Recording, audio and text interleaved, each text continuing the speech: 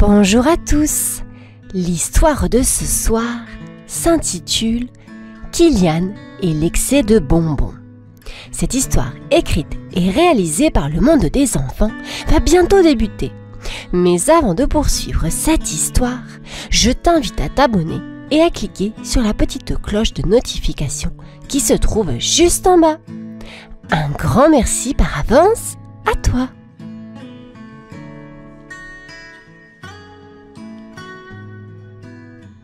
Dans une forêt lointaine, vivait Kylian, un petit kangourou qui adorait sauter et courir.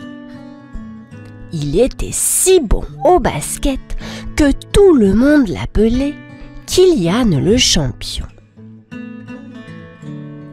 Un jour, Kylian dit à ses amis: « Je vais gagner le grand tournoi de basket, alors je dois m'entraîner très fort. » Avec un ballon sous le bras, il sautait partout, dribblant entre les arbres et marquant des paniers imaginaires. « Hé, regardez-moi voler !» criait-il en riant, sautant si haut qu'il semblait toucher le ciel. Ses amis kangourous l'encourageaient très fort eux aussi. « Tu es le meilleur, Kylian! Tu vas gagner, c'est sûr !» Kylian souriait toujours très heureux. « Avec mes super sauts et mes courses éclairs, nous allons gagner! Mais d'abord, entraînons-nous ensemble !» Et dans un éclat de rire, tous les kangourous commencèrent à jouer, rêvant de victoire et de trophées brillants. Un matin, en sautant vers l'école, Kylian vit une vieille dame près d'un grand arbre. Elle avait l'air triste et disait: « Oh, mon pauvre petit chat, comment te faire descendre ?» Kylian, avec son grand cœur, s'approcha en bondissant. Boing, boing, boing. « Je peux aider, madame ? Je suis un super sauteur, vous savez. » Avec un grand sourire, la vieille dame répondit: « Oh, merci, petit kangourou. Mon chat est tout là-haut. » Kylian regarda l'arbre, prit son élan et hop! En un seul saut, il était presque au sommet. « Coucou petit chat, viens avec moi !» dit-il gentiment. Le chat surpris sauta dans les bras de Kylian qui redescendit doucement. « Voilà votre chat, sain et sauf !» La dame, toute contente, lui offrit un bonbon coloré. « Oh, merci mon petit héros !» Kylian, tout joyeux, repartit en sautant. « Un bonbon héros, c'est chouette d'aider !»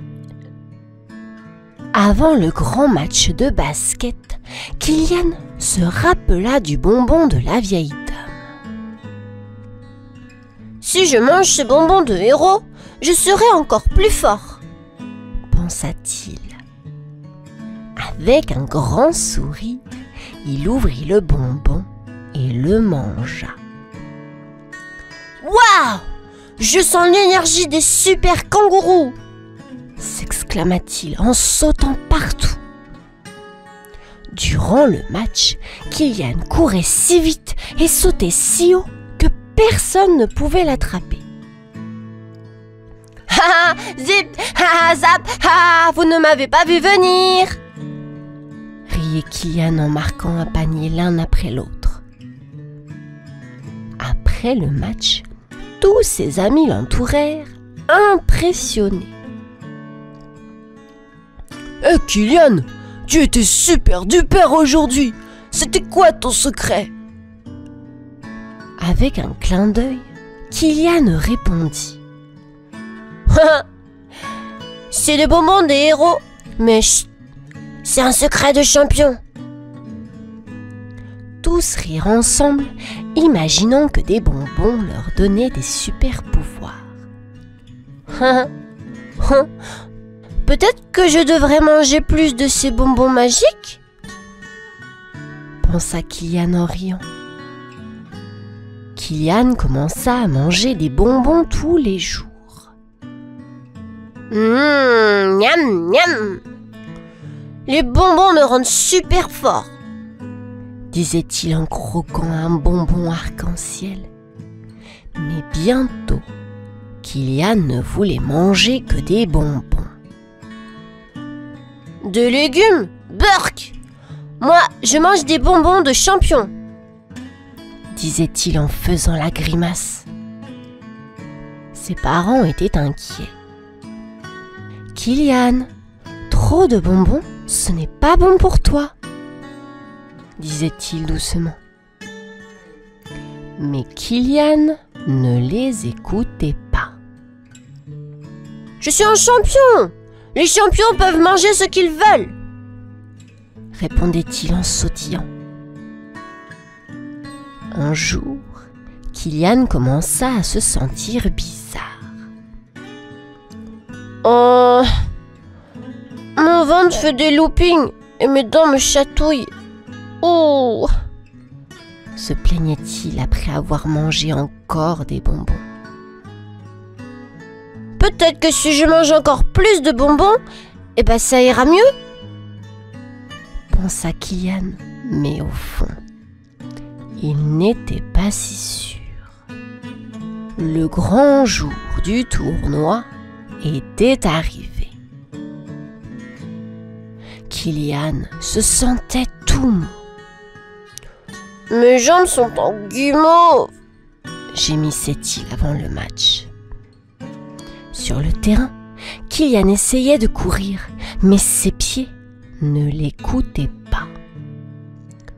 Allez, pieds, on doit gagner, disait-il. Mais ses pieds semblaient dire non, non, non, non, non, non, trop de bonbons. Quand il essaya de sauter pour un panier, Kylian se sentit lourd comme un gros gâteau. Oh non! Je suis un kangourou gâteau! S'exclama-t-il en manquant le panier. Soudain, au milieu du match, Kylian dut s'arrêter. Aïe! Mes dents! C'est comme si j'avais mangé un nuage épicé!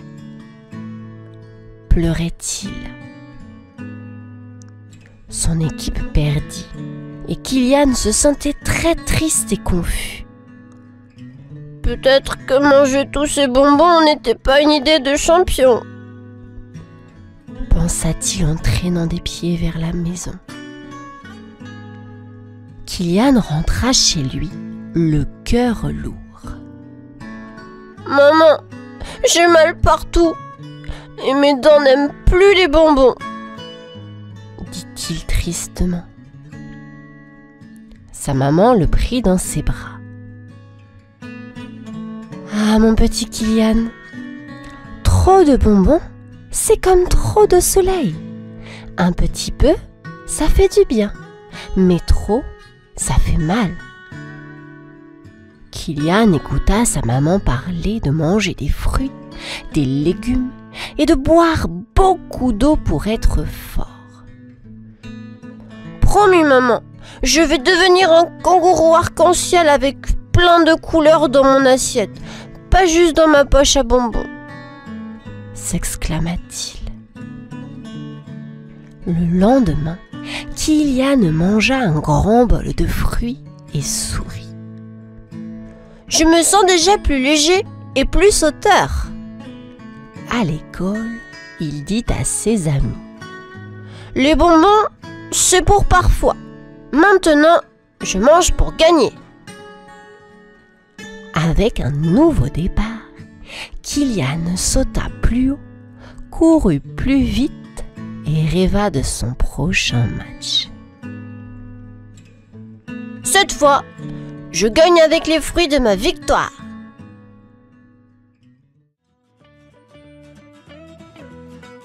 Albert est un drôle de Ouistiti. si petit mais si gourmand qu'il a un appétit de géant.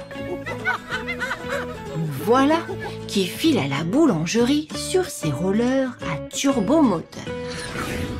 Albert est un grand inventeur.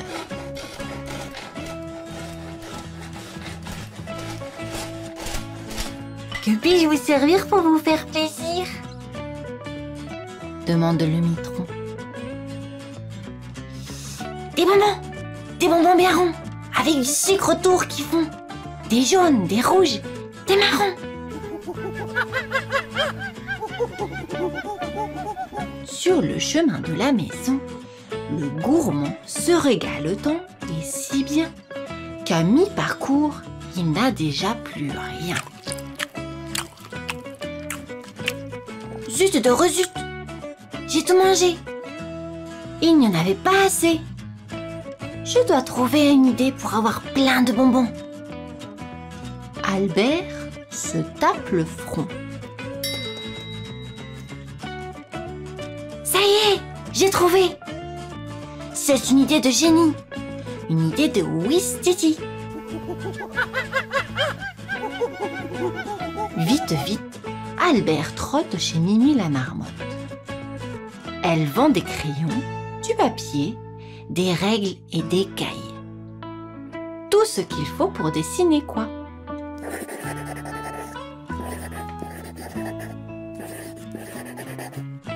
Que vas-tu faire de ceci, tout petit Ouistiti?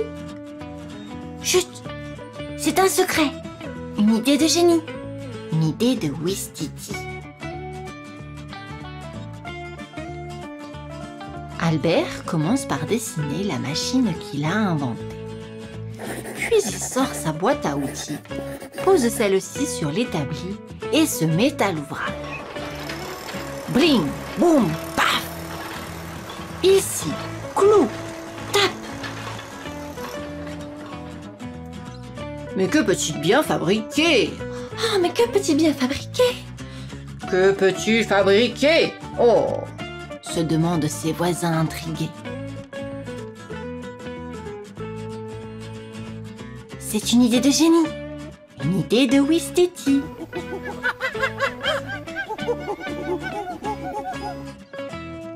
La machine est prête.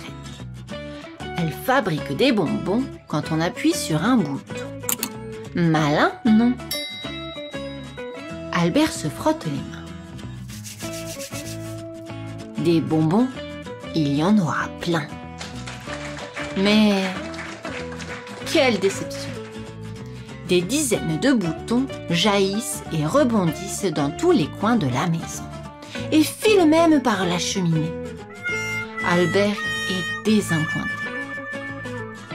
Je ne peux pas les croquer.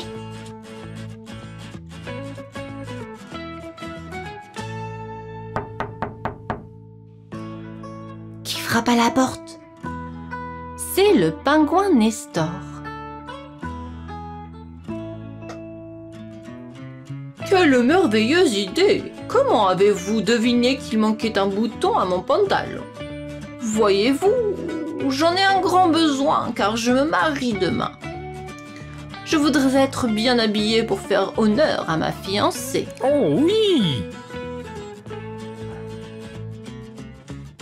Nestor rentré chez lui. Albert reprend ses outils. Il serre un boulon par-ci, change une vis par-là. Cela va-t-il marcher cette fois? Zut de rezut et de re-rezut. Ce ne sont pas des bonbons, mais des centaines de flocons qui s'envolent par la fenêtre et filent par la cheminée. Albert est exaspéré. Je voulais des bonbons, pas de la neige en flocons.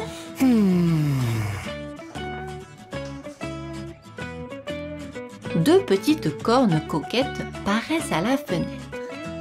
C'est Agathe la girafe. Quelle merveilleuse idée! Comment avez-vous deviné que mon plus grand rêve était de voir un jour la neige? Dans mon pays en Afrique, j'ai beau être le plus haut de tous les animaux. prendre mon long cou au-dessus de la savane aride, je ne vois qu'un soleil torride briller dans le ciel comme un bijou.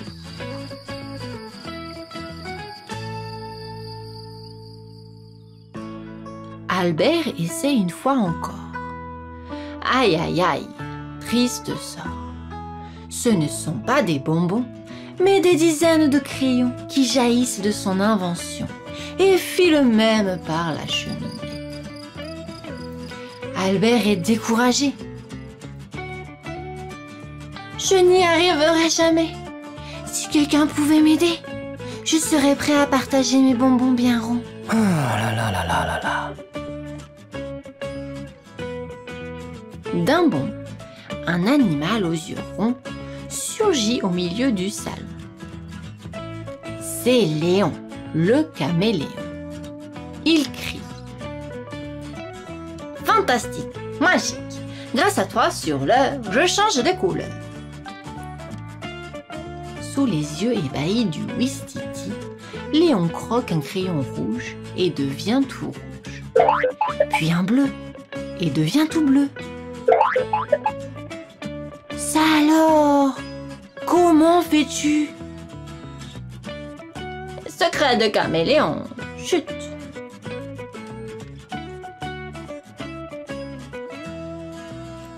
Je voulais des bonbons, pas des crayons. Se désespère Albert. J'ai une idée, dit Léon. Une idée de génie. Foi de caméléon. Attends-moi ici. Avant la fin du jour, le voilà de retour en bonne compagnie. Nestor, Agathe et Mimi sont avec lui. Ensemble, ils défont et refont la machine à bonbons.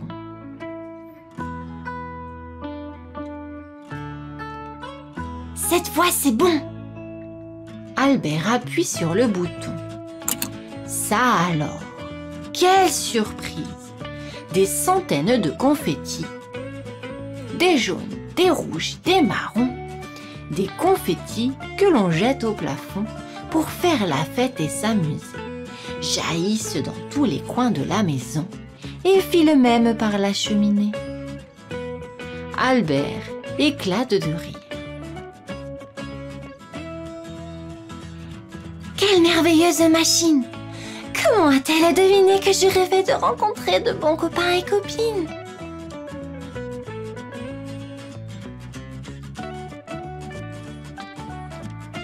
Et voilà la fin de notre histoire. J'espère qu'elle vous aura plu et que maintenant vous faites un gros dodo. J'espère que vous aussi, vous aurez envie de construire une machine à bonbons, car moi aussi j'adore les bonbons. Dans une belle forêt pleine de fleurs et de papillons, vivait un renard astucieux nommé Rémi. Un matin, explorant les environs, Rémi tomba sur quelque chose de très étrange. Un distributeur automatique de friandises, en plein milieu des arbres. Rémi n'avait jamais vu une telle machine dans la forêt.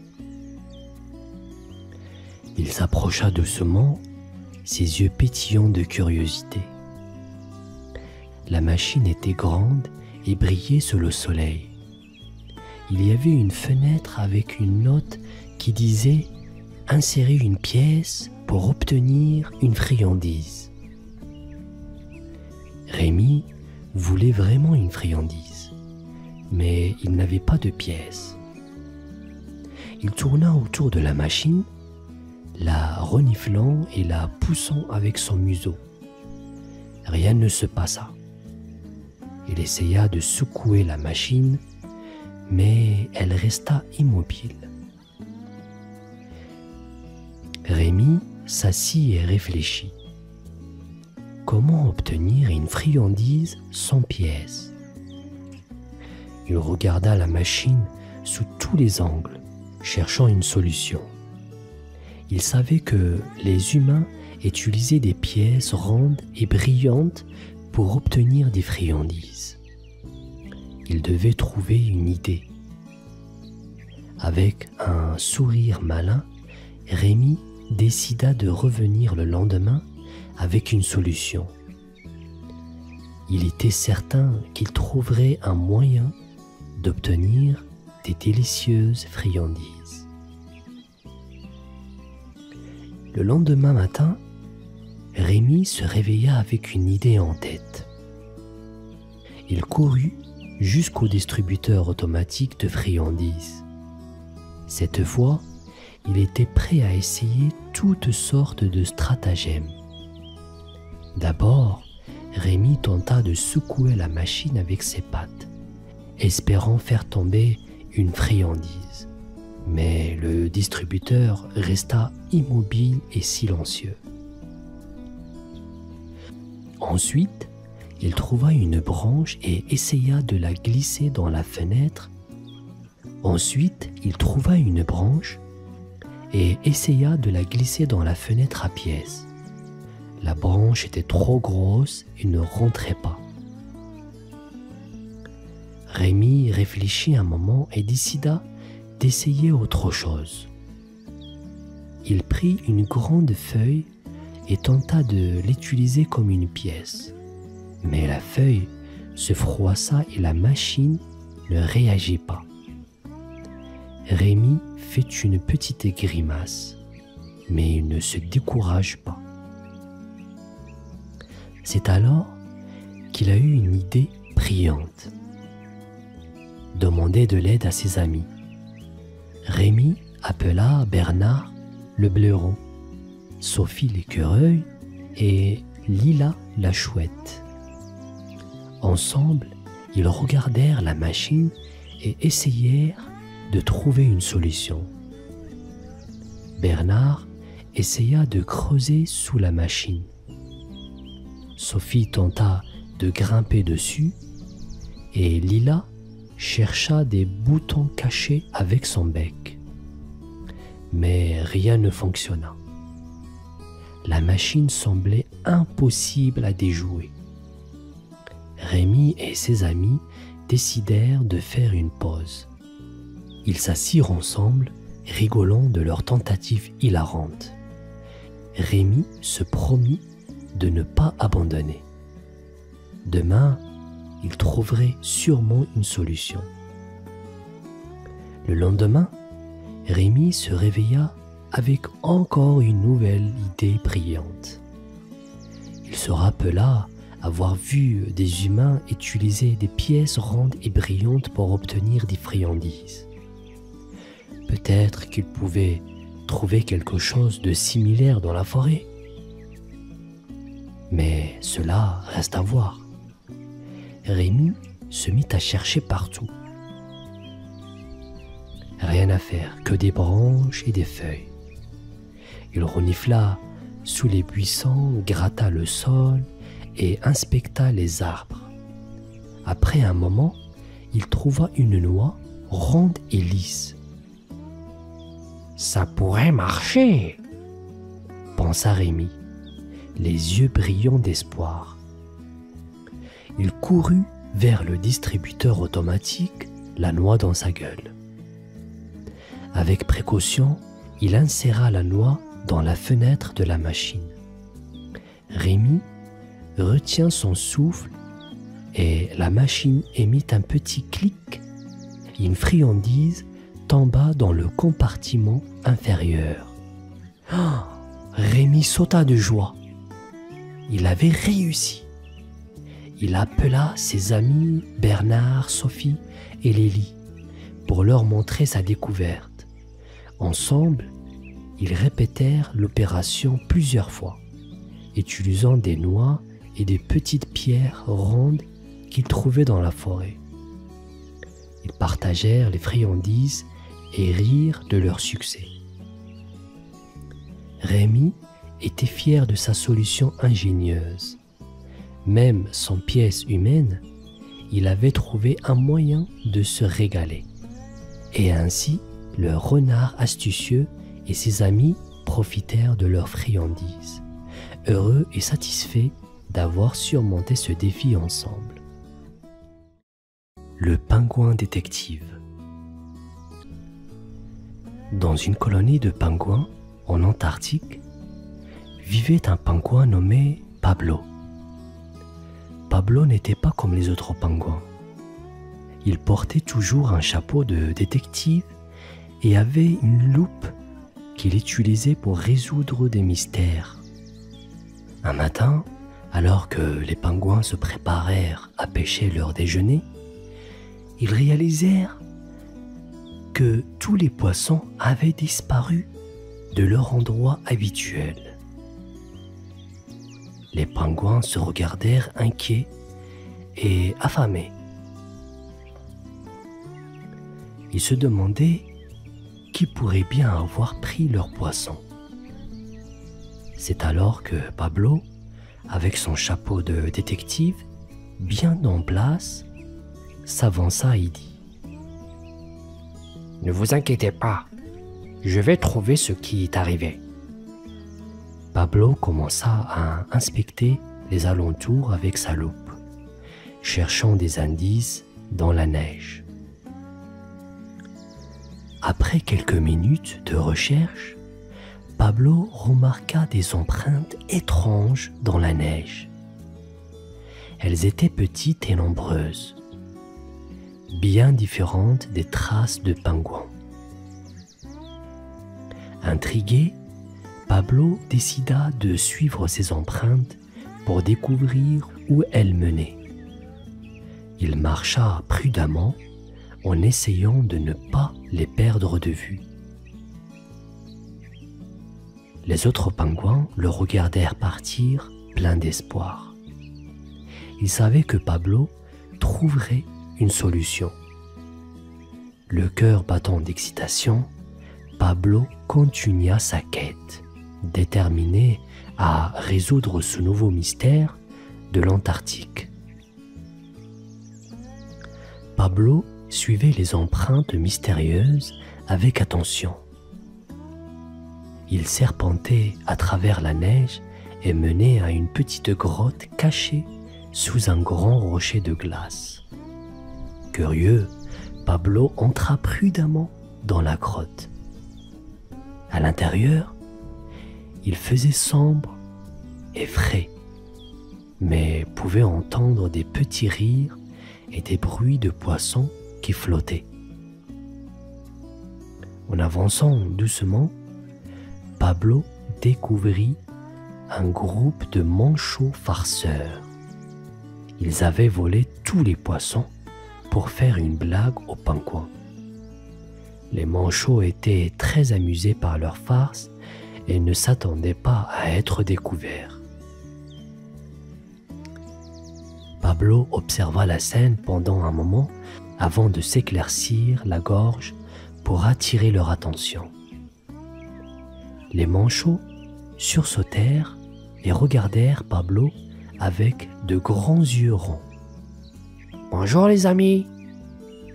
dit Pablo avec un sourire. « Je vois que vous vous amusez bien, mais les pingouins sont très inquiets et affamés. » Les manchots, réalisant qu'ils avaient causé du tort, baissèrent la tête, un peu honteux. Ils ne voulaient pas rendre les pingouins tristes. Alors ils décidèrent de suivre Pablo pour tout expliquer et rendre les poissons. Pablo, satisfait d'avoir trouvé les coupables, guida les manchots hors de la grotte. Ensemble, ils retournèrent à la colline de pingouins, prêts à arranger les choses et à faire en sorte que tout le monde soit content à nouveau. Pablo et les manchots farceurs retournèrent à la colonie de pingouins. Les pingouins étaient ravis de voir Pablo revenir, mais encore plus surpris de voir les manchots avec lui. Les manchots expliquèrent qu'ils avaient pris les poissons pour faire une blague. Ils s'excusèrent sincèrement et rendirent tous les poissons. Les pingouins, bien que soulagés, étaient encore un peu tristes à cause de la farce. Pour redonner le sourire à tout le monde, Pablo proposa une idée amusante. Pourquoi ne pas organiser une grande compétition de glissade entre les pingouins et les manchots? Suggéra-t-il. Les manchots et les pingouins trouvèrent l'idée géniale. Ils préparèrent rapidement une piste de glissade sur une grande étendue de glace lisse. Tous les participants prirent leur position, prêts à glisser le plus loin possible. Le signal de départ fut donné, et les pingouins et les manchots se lancèrent sur la glace. Ils glissèrent le plus fort possible et firent des pirouettes, riant et s'amusant à chaque instant. Les enfants pingouins et manchots applaudirent et encouragèrent leurs amis. À la fin de la compétition, tout le monde était heureux et fatigué. Les pingouins et les manchots décidèrent de partager les poissons et de toujours jouer ensemble sans faire de farces méchantes. Pablo, content de sa journée, rangea son chapeau de détective, prêt pour une prochaine aventure.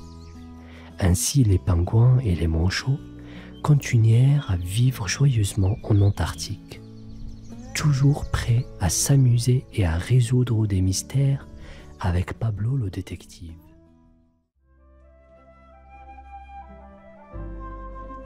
Loulou était un petit loup tout mignon. Il avait de jolies dents, mais une dent lui faisait un peu mal. Alors, Maman Loup décida qu'il était temps de rendre visite au dentiste qui s'occupe des dents. Le lendemain, Maman Loup prit la patte de Loulou et l'emmena chez le dentiste. Loulou était un peu inquiet, car il n'était jamais allé chez le dentiste auparavant. Il avait entendu des histoires sur le dentiste, et ça lui faisait un peu peur. En arrivant chez le dentiste, Loulou vit un endroit rempli de chaises, de jouets et de magazines amusants. Il y avait d'autres enfants aussi, et certains souriaient. Le dentiste était gentil et portait un masque drôle. Maman Loup lui dit que le dentiste allait seulement regarder sa dent. Rien de méchant. Loulou commença à se sentir mieux. Il monta sur le fauteuil dentaire et ouvrit grand la bouche. Le dentiste examina sa dent avec un petit miroir et Loulou commença à se détendre. Le dentiste dit que tout allait bien, sauf cette petite dent qui allait bientôt tomber. Loulou se sentit soulagé et comprit que le dentiste n'était pas si effrayant. Après la visite chez le dentiste, Loulou était un peu plus détendu. Il savait que le dentiste n'était pas effrayant du tout et il aimait le miroir qui brillait. Mais Maman Loup avait une nouvelle à lui dire. Elle expliqua à Loulou que sa petite dent allait bientôt tomber. Loulou ne comprenait pas pourquoi sa dent devait partir. Il aimait sa dent, même si elle faisait un peu mal. Il aimait la montrer quand il souriait. La nouvelle de sa dent qui allait tomber le rendit inquiet. Il se demandait comment cela se passerait. Maman Loup lui dit que le dentiste devrait la retirer. Elle expliqua que c'était normal et que ça ne ferait pas mal. Mais Loulou se mit à imaginer le dentiste avec des outils effrayants et des bruits forts. Il commença à paniquer et décida qu'il ne voulait pas que sa dent parte. Il se promit de ne plus jamais retourner chez le dentiste. Loulou était déterminé à ne plus jamais aller chez le dentiste. Il avait peur de perdre sa dent. Alors, il décida de se cacher et de trouver un refuge chez sa mamie Lou. Il courut chez mamie Lou en cachette en espérant qu'elle le protégerait de la visite chez le dentiste. Mamie Lou était gentille et douce, et Loulou savait qu'elle serait de son côté. En arrivant chez mamie Lou, il lui raconta tout sur sa visite chez le dentiste et comment il avait décidé de s'enfuir. Mamie Lou l'écouta attentivement et le consola.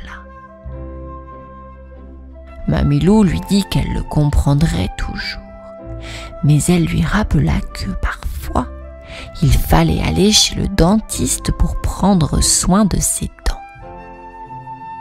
Loulou soupira et se sentit triste. Il aimait mamie Lou, mais il ne voulait vraiment pas perdre sa dent.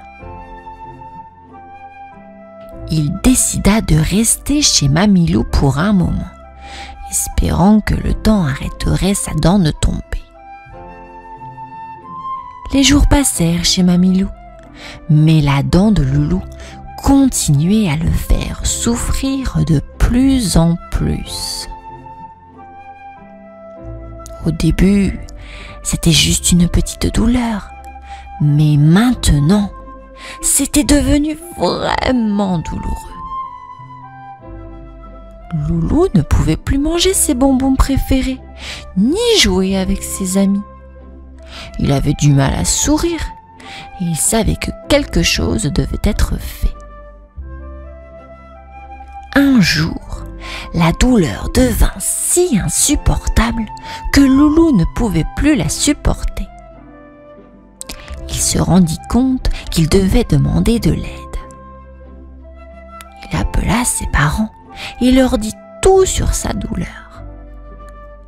Ses parents, inquiets, vinrent immédiatement le chercher chez mamie Lou. Ils comprirent à quel point il souffrait et décidèrent de l'emmener chez le dentiste pour résoudre le problème. Loulou se sentit soulagé en sachant que ses parents étaient là pour l'aider. Les parents de Loulou ne voulaient pas qu'il ait peur du dentiste. Alors, ils décidèrent de jouer à une comédie pour le rassurer. Ils préparèrent une petite pièce de théâtre amusante. Loulou et ses parents arrivèrent chez le dentiste. Le dentiste portait toujours son masque drôle. Les parents de Loulou commencèrent à agir de manière vraiment drôle. Ils firent des grimaces, chantèrent des chansons ridicules et racontèrent des blagues farfelues. Loulou, au lieu d'avoir peur, commença à rire. Il était tellement occupé à regarder ses parents faire les fous qu'il en oublia le dentiste qui travaillait dans sa bouche. Le dentiste retira la dent douloureuse sans que Loulou ne s'en rende compte. Loulou était heureux que ses parents aient été si drôles et il comprit que le dentiste n'était pas si effrayant. Il avait maintenant une dent en moins, mais il était content. La douleur avait disparu. Et la comédie de ses parents l'avait fait sourire.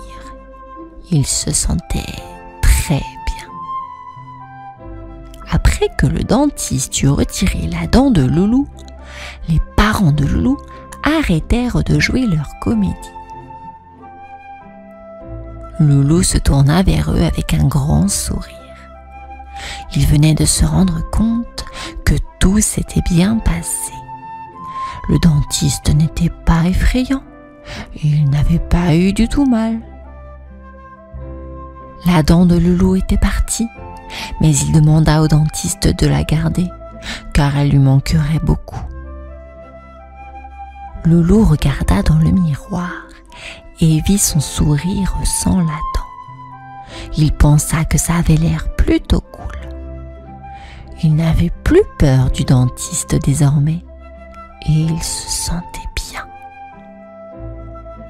Ses parents étaient fiers et le félicitèrent pour avoir été si courageux. Ils l'emmenèrent manger de la glace pour célébrer cela. Et Loulou savoura chaque bouchée. Il savait maintenant que le dentiste était là pour aider à prendre soin de ses dents. L'histoire avec Loulou se termine, souriant fièrement, prêt à affronter d'autres aventures. J'espère que cette histoire vous aura plu, les enfants. Je vous dis à présent bonne nuit, à bientôt.